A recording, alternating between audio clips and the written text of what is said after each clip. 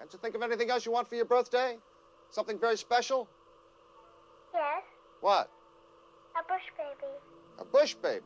Well, we'll have to see about that. This is a video essay about the 1968 Stanley Kubrick film 2001: A Space Odyssey, which from this point on I'm just gonna call 2001. Now, fans of whatever the hell Ben is doing with these videos may remember that the first film I saw on VHS in full was Driller Killer back in the hazy days of 1983. And you may also remember that watching Driller Killer was never actually the plan, and that in fact there were two other films that I had intended to watch: The Smurfs and the Magic Flute and 2001. So let's jump straight into talking about one of those other films now, and I think you all know which film we're going to start with.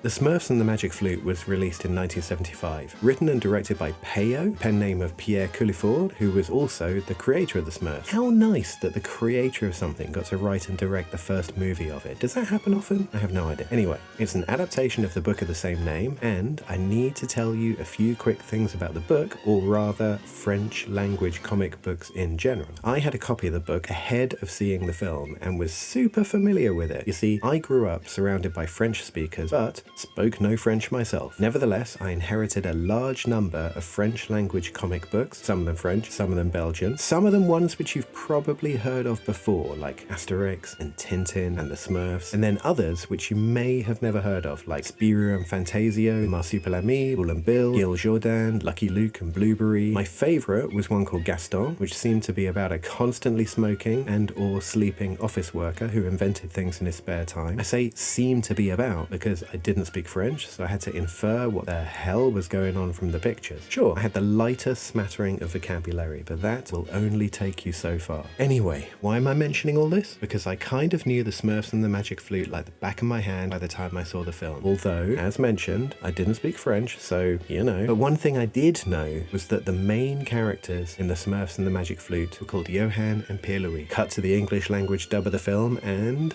Hey, Smurfs! John and William are here! And I'm sorry, but that's just not happening. Even as a child, I did not understand why they changed the names for the English dub, so no, I'm gonna call them Johann and Pierre-Louis for this whole bit. The Smurfs and the Magic Flute is about Johann and Pierre-Louis, who live in a castle. They joust, they feast, they enjoy life. Pierre-Louis thinks of himself as a musician, but he's terrible. Or rather, everyone hates his music. So when a merchant comes to the castle selling musical instruments, and in particular, a flute with 6 holes, the king sends the merchant on his way and hides the flute from Pierre-Louis because he doesn't want him to start playing music. No one can bear Pierre-Louis' music. That's the gag. So Johann and the king burn the flute, or so they think, but actually it can't be burnt. Pierre-Louis finds it, starts playing it, only to discover that the flute is magic and makes people dance when they hear it. Pierre-Louis gets up to all kinds of hijinks with this, until a villain named, and this is delicious, Matthew Oily Creep, turns up at the castle with the sole intention of getting the flute from Pierre-Louis. So we've got heroes living in the ordinary world who have a call to adventure. They meet a magic man who helps them cross the threshold into a special world. They go through ordeals, head onto the road back, return with a magic prize, defeat the villain. We have hero, villain, goof, magician. In case you don't know what I'm suggesting here, we have all the elements of Joseph Campbell's hero's journey and his list of monomyth archetypes. I absolutely adored the Smurfs and the Magic Flute. I must have watched it 8,000 times. By the time my childhood ended, that VHS looked like this. Anyway, back in 1983, I pressed stop and rewind on the Smurfs and the Magic Flute, and I was super pumped. Really loving life and films and this VHS journey I was on, and I could not wait to watch the next tape. Cut 2.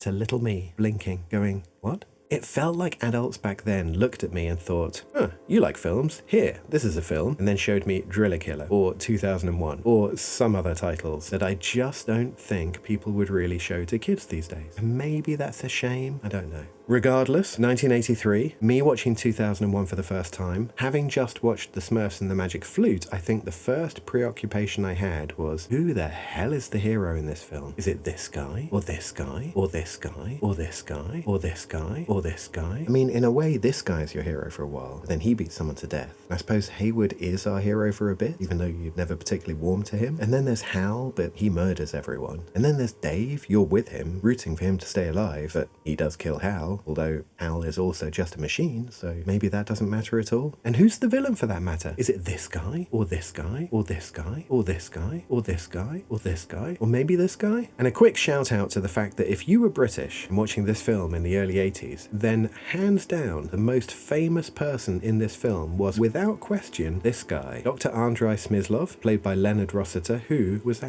household name in this country, principally for this. Oh, sorry, what about my tenants, eh? They'll be cooking the suppers. They're going to be sorry too when the beans start to coagulate. But really, what happens in 2001 isn't the point at all. It's how it's done that matters. And how it's done is impeccable, every step of the way. There's this moment where Frank and Dave are changing a part of the ship and they place a black box onto a panel that reads mag hold, and obviously there's a magnet in there and that's how the box holds on. But no one ever mentions it. The surrounding world of the film is so well put together that you never have to explain anything and you can just watch people go about their business. And that's a big part of 2001 as well. You spend most of the film watching people doing pretty mundane things and thinking about what they're doing. There's this mind-expanding story quality to it, eventually, but inside that, there's the same day-to-day mundanity that we all live with, where we all wonder whether we're doing it right or not. Kubrick has this reputation as being a perfectionist, control freak, and sure, yes, but also, one of my favourite things about 2001 is this photo of Kubrick with his daughter Vivian. This never read as a perfectionist control freak to me. This felt like something else. He has this reputation as a towering genius, but I prefer to think of him not as someone who had all the answers all the time, but someone who was, like you and me, looking for the answers all the time. It's a small distinction, but one that gives me, personally, a little more hope. But here's the thing, in 1983, instead of pressing stop, rewind, and eject, and flinging the film into a corner to grow dusty, I watched it again, and again,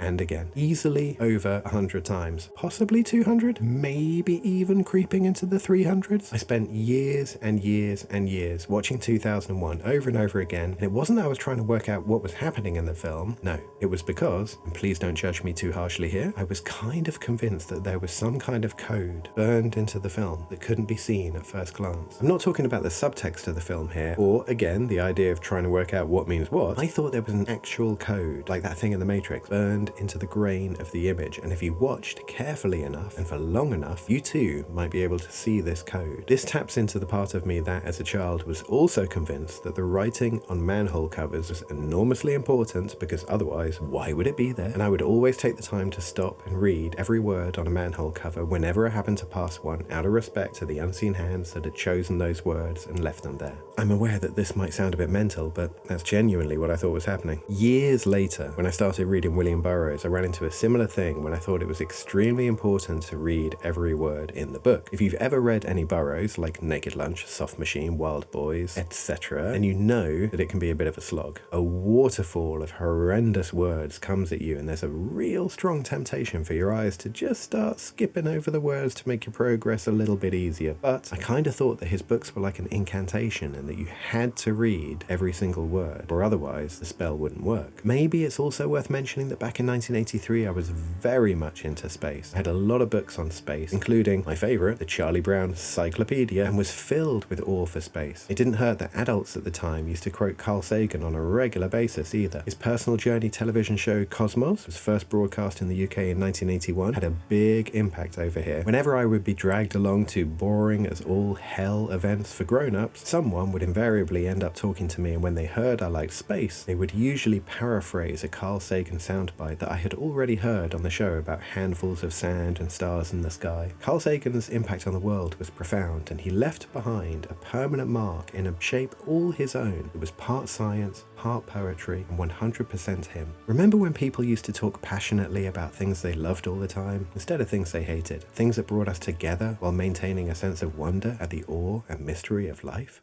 Anyway, talking about part science and part poetry, what I think is great about Kubrick is not how complicated he is, but how very simple he is. Remember that bit where Hayward meets the Russians? There's a cut that takes the conversation from friendly to a little bit menacing. It's one cut, one change of perspective, but it changes the entire mood of the scene. This is what makes Kubrick great to me, the little things. The little things that most people don't even think about. But if you sit there unblinking, watching things over and over again, hey, they really start jumping out at you. One of the little things that Kubrick is probably most famous for is the 180-degree cut. First looking one way, then looking another. He comes back to it throughout his career in different films, in different ways. It is clean, simple, effective. But somewhere along the way, even this simple motif of his became something that had to be endlessly explained. Kubrick, or good or bad, has become the filmmaker who, perhaps more than any other, needs to have his films meticulously discussed and deciphered. And that's kind of what I came here to talk about. Recently, we lost artist and filmmaker David Lynch, and for a while there, I really didn't want to talk about it at all. But I've reached a point where I'm starting to accept his death just a little bit more. One day I will talk about Inland Empire, one day, not today. Anyway, David Lynch was a filmmaker who was expressly against his films being interpreted. He thought we accepted the idea that life was confusing and didn't make sense, and believed films should be looked at in the same way. In 2013, I went to a screening of Upstream Color, and the film's writer, director, star, composer, editor, producer, colorist, Shane Carruth, was there. He spoke about how we listen to an album and don't feel compelled to get or understand it. No one listens to the White Album and goes, oh yeah, I get this. And Shane Carruth wanted audiences to watch films in the same way they listen to albums. Beyond the basic story elements of 2001, Kubrick would never say a word about his own understandings of 2001, simply because if he talked about his understanding, everyone would suddenly go, oh, so it means that. He wanted the film to work like music, to have a different subjective experience on every individual who watched it. There's this idea in art theory that when you look at an object, any object, there ends up being three objects in the room. You, the object you're looking at, and your unique thread of understanding that connects you with that object. That might sound a bit pretentious, but it basically means that although an object is complete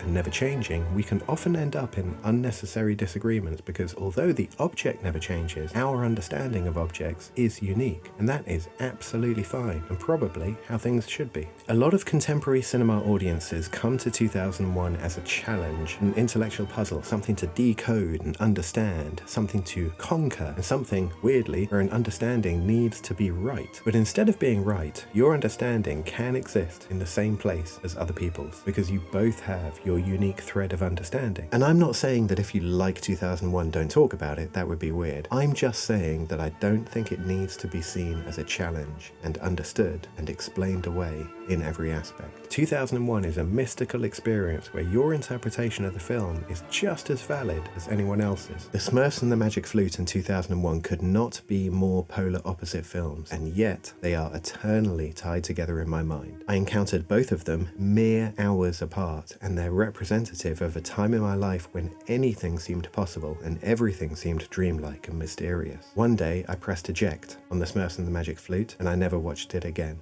At the time, I never knew that that was the last time I would ever watch the film, but that has still not happened for 2001. I've easily watched it every year since 1983, again, not to make sense of it, just to spend some time in its company. As a child, it almost felt like I was watching an opera. As a teenager, you know, when everything gets a bit crazy, it was a go-to choice for putting on at some godforsaken hour of the night when I was with friends. Usually most of them would pass out and eventually be woken up by this moment.